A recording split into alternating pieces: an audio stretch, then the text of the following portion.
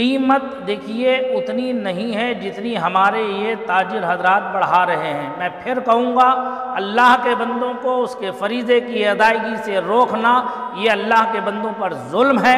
ऐसे जालिम बहुत सज़ा के मुस्तहिक होंगे। मैं मुसलमानों से गुजारिश करूँगा कि जल्दबाजी में आकर कोई भी तंजीम कोई गलत बयानबाजी ना करे, कोई इल्ज़ाम तराशी ना करे। हुकूमत में आना आसान काम है, उसे संभालना बड़ा मुश्किल काम है ना। तो लिहाजा मुखालिफिन अभी इस इंतज़ार में हैं। आप ये ना समझें कि हुकूमत बदल गई, आ गई है, ये बैठ गए हैं, सब कुछ हो जाएगा। ऐसा अभी हरगिज़ नहीं है, ये सोचना बेकार है। अहमदुहु व नुसल्ली व नुसल्लिमु अला रसूलिहिल करीम, अम्मा बाद, फ़ौज़ बिल्लाहि मिनश शैतानिर रजीम, बिस्मिल्लाहिर रहमानिर रहीम। वलिल्लाहि अलन्नासि हिज्जुल बैति मन इस्तताअ इलैहि सबीला। सदक़ल्लाहुल अलियुल अज़ीम। अल्लाह रब्बुल इज़्ज़त जल्ल जलालुहु अम्मा नवालुहु का फ़ज़ल और एहसान कि उसने आलम इस्लाम को ये माह खैर व बरकत ज़ुल्हिज्जा शरीफ की मुबारक सआत नसीब फरमाई। ज़ुल्हिज्जा का चाँद की आम रोयत हुई और आज उसकी पहली तारीख़ है। सबसे पहले मैं जुमला अहले ईमान को ज़ुल्हिज्जा की ईद क़ुरबान की मुबारकबाद पेश करता हूँ और दुआ करता हूँ कि अल्लाह ताला अपने हबीब हुज़ूर सय्यद आलम सल्लल्लाहु ताला अलैहि वसल्लम के सदक़े और तुफ़ैल हमारे मुल्क, हमारे सूबे, हमारे शहर, हमारे क़रिये, हमारी बस्ती, हमारे महल्लों में अमन व अमान, आफ़ियत व सलामती अता फ़रमाए और इत्तबाए सुन्नत की हम सबको तौफ़ीक़ रफ़ीक़ अता फ़रमाए।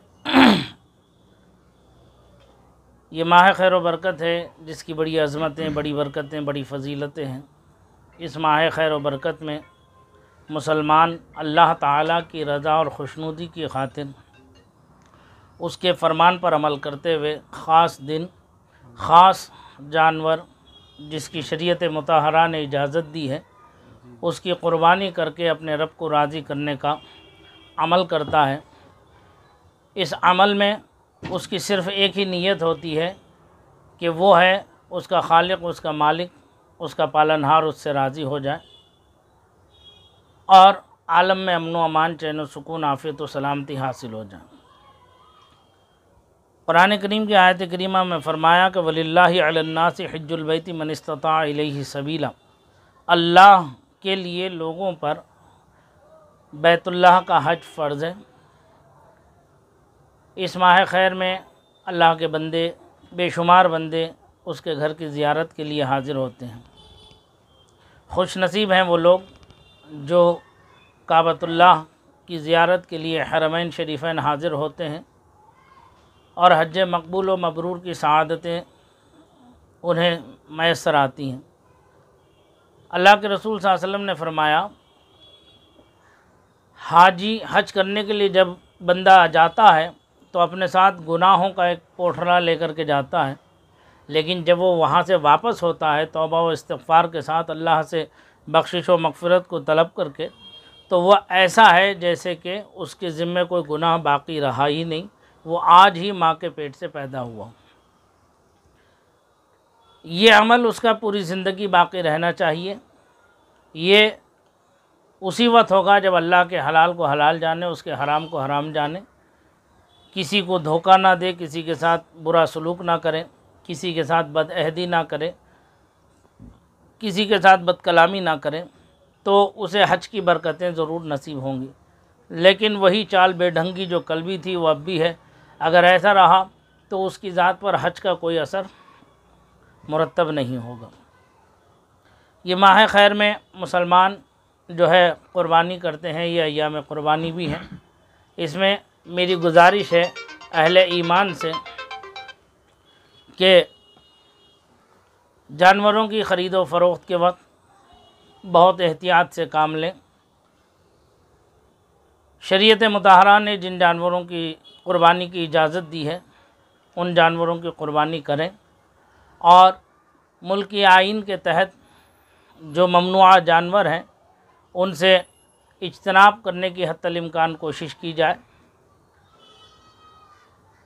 जानवर, हदीस शरीफ में फरमाया गया है कि कल क़यामत के दिन 3 कूड़े तोले जाएंगे। जब बंदे के नामा अमाल तोले जाते हैं उसमें 3 कूड़े भी शामिल हैं, जिसमें एक वो जानवर जो इस्लाम के तहफ़्फ़ुज़ के लिए, उसकी बका के लिए बग़र्ज़ जिहाद पाला जाता है, अगरचे उसका ज़िंदगी में कभी नंबर ना आए तो उससे जो गंदगी और बीट होती है वो। दूसरा, मस्जिद का कूड़ा जो सफाई सुथराई करके आम लोग ये समझते हैं कि कचरा उठा के फेंक दिया जाता है।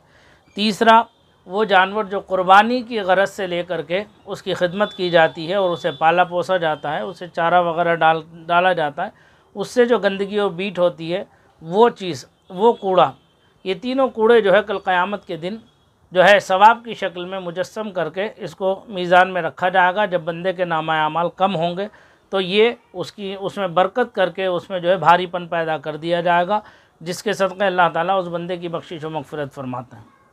मेरी यहाँ अहले ईमान से मुअद्दबाना गुजारिश है, अगर आप हज़रात के पास जगह है और गुंजाइश है कि आप जानवर को लाकर उसकी कमा हक़ हो खिदमत कर सकते हैं, तब तो आप ईद क़ुरबान से पहले जानवर लाकर अपने घर में बांधिए और उसकी खिदमत कीजिए, भरपूर तरीके से उसकी देख रेख रखिए, खाना पीना उसका अच्छे से अच्छा कीजिए।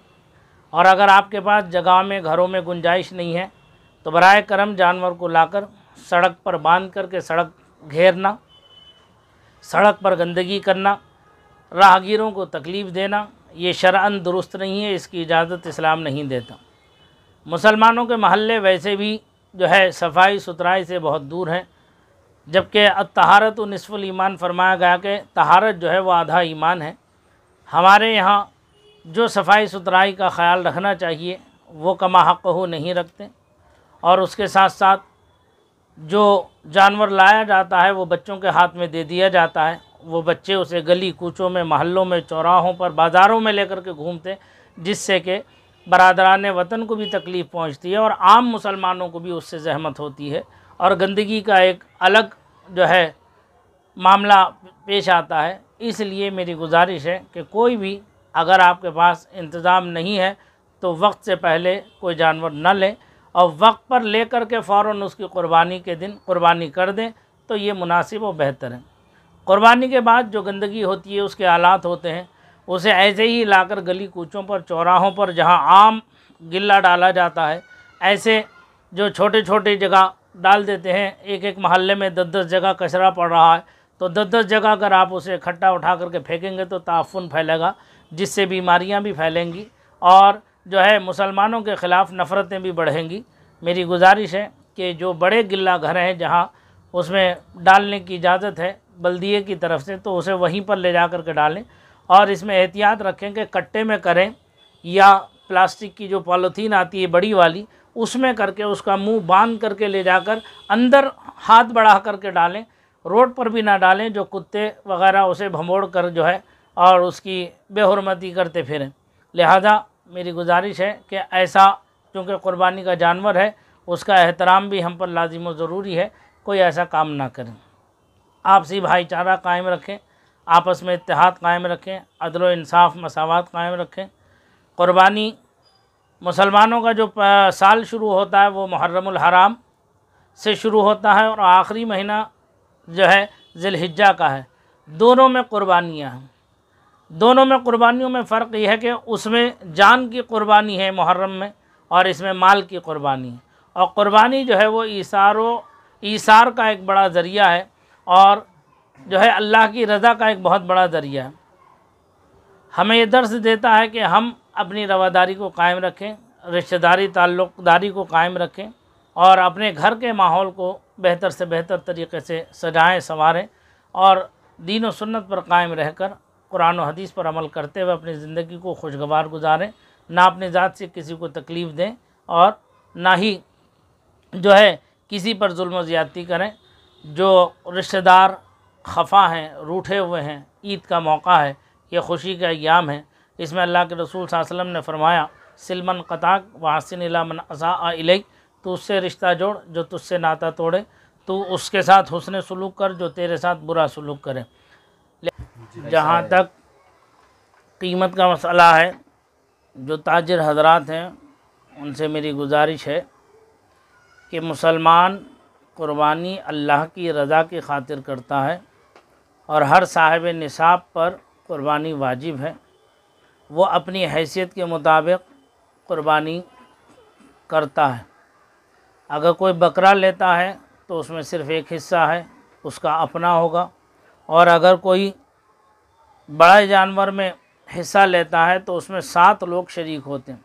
इसमें वो अफराद भी शरीक हो जाते हैं जिनके पास जो बहुत से अफराद कम उसमें 7 लोगों के हिस्से में शरीक हो सकते हैं बमुकाबिल बकरे के। तो जो ताजिर हजरात इस मौके से नाजायज़ फ़ायदा उठाते हैं, याद रखें ये उनके लिए शरन जायज़ नहीं है, इसलिए कि आप कीमतें बढ़ाकर अल्लाह के बंदों को एक फ़रीज़े से रोकने में बहुत अहम रोल आप अदा कर रहे हैं। यानी मुसलमानों को कुर्बानी करने से रोकने में आपका रोल है, लिहाजा आप बहुत बड़े गुनाहगार होंगे। ऐसा ना करें हरगिज़ कि जो कीमत है, जो जायज़ है, उतनी कीमत लगाएं, और जो उससे ज़्यादा है जिससे कि लोग उसे ख़रीद ना सकें, अपनी कुदरत से ज़्यादा हो जाए उनके, तो ऐसा हरगिज़ ना करें। और ये जो लोग नुमाइश करते हैं लाखों रुपया जानवरों की ख़रीदो फ़रोख्त में, ये माल का इसराफ़ है जो शरअन जायज़ नहीं है। अल्लाह ताला ने साफ फरमाया है कि इसराफ़ करने वालों को वो पसंद नहीं करता। एक मसला मैं यहाँ एक और वाज़ेह कर दूँ, जो हमारे कुरैशी हजरात जानवर ज़बाह करते हैं, उस ज़बाह करने में वो खाल जो है उजरत में ले लेते हैं। जानवर ज़बाह करने वाले को उजरत में खाल देना ये जायज़ नहीं है। उसकी उजरत अलग तय की जाए और उस खाल का सदका किया जाए। और बहुत से हजरात मालूम करते हैं कि किन ऐब के जानवर में कौन सा ऐब होगा तो जिसकी वजह से कुर्बानी जायज़ नहीं होगी।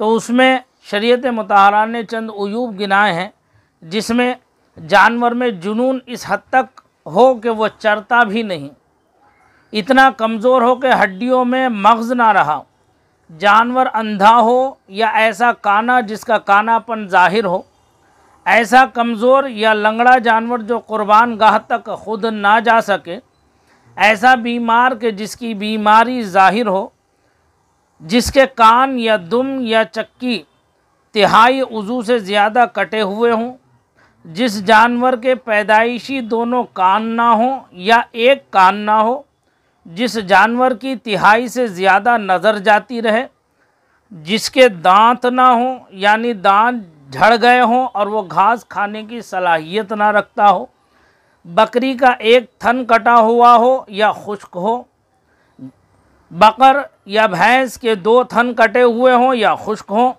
जिस जानवर का इलाज के ज़रिए दूध खुश्क कर दिया गया हो, जिस जानवर की नाक कटी हुई हो, खुनसा जानवर यानी जिसमें नर व मादा दोनों की अलामतें हों, जलाला यानी जो जानवर सिर्फ गलीस खाता हो, जिस जानवर का एक पाँव काट लिया गया हो, सींग जड़ तक टूट गया हो और अभी ज़ख्म न भरा हो, ये वो सब ऐब हैं, ऐबदार जानवर हैं जिनकी कुर्बानी करना शरअन दुरुस्त नहीं है। इनके अलावा जानवर सही सालिम हो, तंदुरुस्त हो, तवाना हो, फरबा हो, कुर्बानी के लिए ऐसे जानवर का इंतखाब किया जाए। फरबा जानवर का कीमत देखिए उतनी नहीं है जितनी हमारे ये ताजिर हजरात बढ़ा रहे हैं। मैं फिर कहूँगा, अल्लाह के बंदों को उसके फ़रीज़े की अदायगी से रोकना ये अल्लाह के बंदों पर जुल्म है। ऐसे ज़ालिम बहुत सज़ा के मुस्तहिक होंगे। आप हलाल कमाइए, हलाल खाइए, अपनी औलाद को हलाल खिलाइए, जो जायज़ है। आपके आने जाने का सफ़र ख़र्च उसमें पूरा हो जाए और आप जो जानवर की कीमत आप ख़रीद करके ला रहे हैं उस पर जितना आप इतना बढ़ाओ कि जिससे कि किसी दूसरे को ख़रीदने में तकलीफ़ ना पहुँचे।